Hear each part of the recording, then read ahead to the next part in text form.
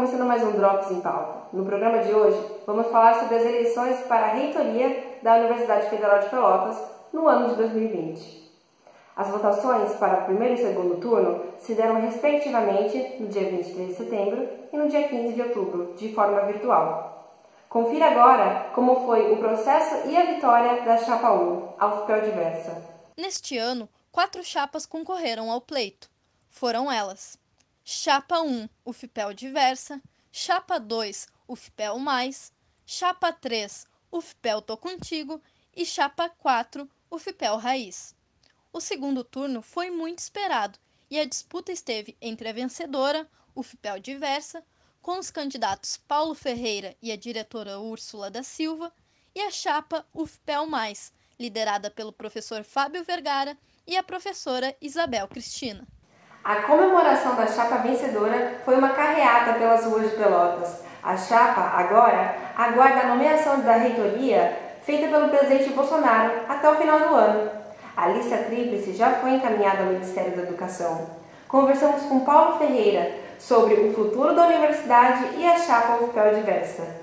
Bom, a gente sabia desde o início que ia ser uma campanha diferente, né? Por causa dessa presença só nas mídias digitais, só virtualmente, né? Então foi bastante difícil no começo a adaptação, as plataformas e como entender a participação das pessoas no mundo virtual, né? Nós tínhamos na prática o Facebook, o Instagram e o Twitter para nos comunicar com todo o eleitorado, vamos dizer assim, e a gente tinha as lives e as reuniões, os debates, né, que eram virtuais também, online. Organizar foi bastante difícil, porque não conhecíamos os caminhos, né, foi difícil para todo mundo, né, todo mundo teve que aprender, e participar foi especialmente difícil por essa falta de contato com as pessoas, né, pelo distanciamento, e não fizemos absolutamente nada presencial. Então isso foi difícil não ter o contato com as pessoas, foi difícil não conversar, foi difícil não passar em sala de aula. Nosso programa foi construído com 136 ações e dessas 136 nós destacamos 9, que chamamos de superações. Foi esse o termo que a gente usou no documento do programa. Eu destacaria como de grande impacto do nosso programa a conclusão da antiga ABB ali, como uma obra que vai transformar aquele lugar num centro de esporte, cultura e lazer para a nossa comunidade. Uma outra ação que a gente entende bastante importante, que está no programa, é criar disciplinas transversais que estejam na pós-graduação e na graduação e que discutam temas importantes da atualidade, para além dos temas técnicos, né, dos cursos, como a tolerância, como as questões de gênero, né? Então, colocar isso na formação do nosso estudante nos PPCs, né? Nos programas de pós-graduação e nos cursos de graduação. Então, essas são algumas das ações que eu diria que estão no nosso programa, que têm impacto. Não posso esquecer também da questão dos currículos inovadores, né? Nós pretendemos motivar os nossos cursos para inovar em seus currículos, tanto de graduação e pós, trazendo uma discussão, por exemplo, sobre os bacharelados interdisciplinares, né, na nossa universidade. Enfim, tentar aproximar a nossa comunidade para que a gente possa promover o avanço dos nossos cursos na medida que eles interagem, que as diferentes áreas interagem. Nós temos, eu diria, 2 grandes desafios para o próximo ano letivo, né? Nós temos o desafio de, com o possível fim da pandemia ou a vacina, né, no primeiro semestre do ano que vem, um retorno às nossas atividades presenciais. Então a gente precisa ficar permanentemente atento sobre as possibilidades de retornar. Imaginamos que sem vacina poderíamos fazer alguma coisa híbrida, pelo menos se a gente conseguisse vacinar os grupos de risco, né, no início do ano.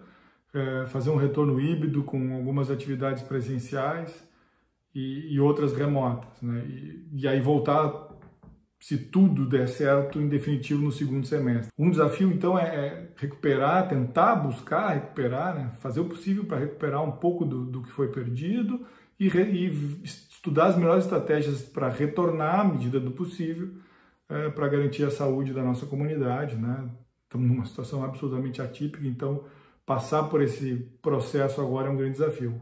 E o outro desafio, eu preciso dizer, são os recursos financeiros da universidade que foram cortados na lei orçamentária em cerca de 20 e poucos por cento, 20%, 21%. Isso reduz significativamente o nosso orçamento de custeio para o ano que vem, que é pagar as contas, né? E a gente não tem a menor ideia do que vai acontecer. Então, é preciso estudar o que aconteceu com as nossas contas esse ano de pandemia e fazer uma boa análise, né? Para ver qual o impacto disso no ano que vem. Então, esse é outro desafio, o desafio de pagar as contas com os recursos que o governo entende que a gente precisará por causa da pandemia.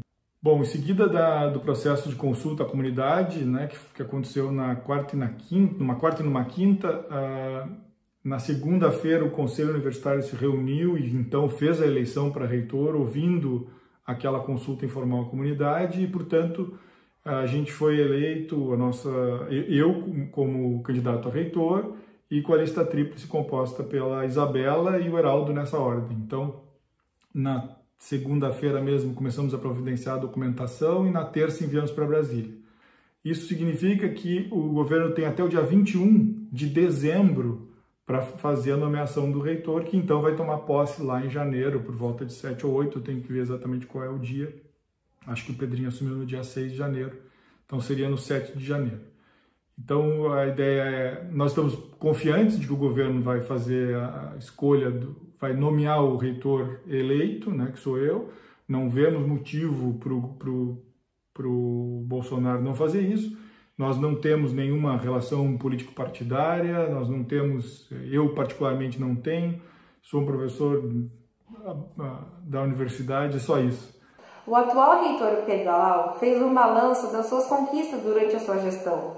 Já que a nova chapa eleita também faz parte do mesmo grupo de gestão, recebeu o apoio de Pedro. Conversamos sobre a expectativa e sobre o futuro da UFPEL Diversa.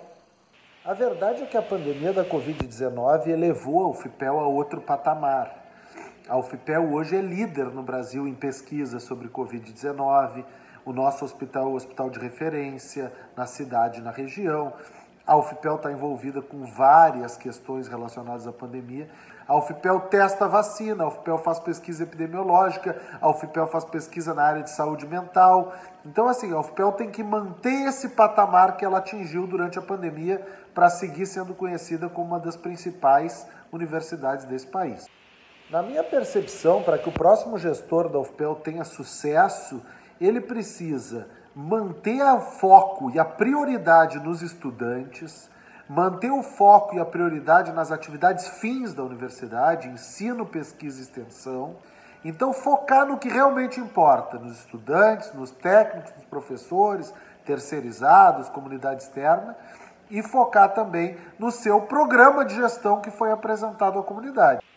Fazer essa reflexão de que é o maior orgulho da gestão que está se encerrando na UFPEL é muito difícil, mas eu acho que a questão principal foi a forma de tratar respeitosamente os nossos estudantes. Alguns alunos nem conhecem esses desafios que os antigos alunos tiveram, mas para mim as grandes marcas da gestão vão ser o transporte gratuito para o Capão do Leão, o restaurante universitário no ângulo, as formaturas institucionais que mudaram a realidade da universidade, agora a formatura é para todos na UFPEL, e a nova residência estudantil. E assim termina o Drops em Pauta. Continue nos acompanhando nas nossas redes sociais. Um bom final de semana e até mais!